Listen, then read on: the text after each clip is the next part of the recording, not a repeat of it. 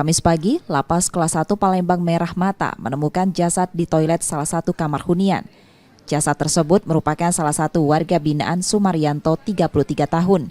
Kalapas Kelas 1 Palembang mengungkapkan, jenazah pertama kali ditemukan petugas kebersihan yang akan membuka kamar dan menemukan Sumaryanto sudah dalam kondisi tergeletak.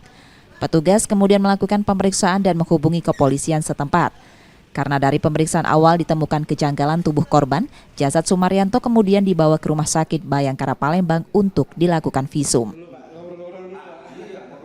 Kami mengamankan kamar hunian itu, jadi TKP-nya tidak boleh dimasuki siapapun, dan warga binaan yang satu kamar dengan almarhum ini tetap berada di dalam kamar. Kami kunci dan kami tempatkan petugas di situ untuk tidak ada orang lain datang sambil kita menunggu teman-teman dari kepolisian. Sumaryanto merupakan warga binaan dalam kasus kekerasan terhadap anak yang baru menjalani hukuman di Lapas Kelas 1 Palembang Merah Mata selama 7 bulan.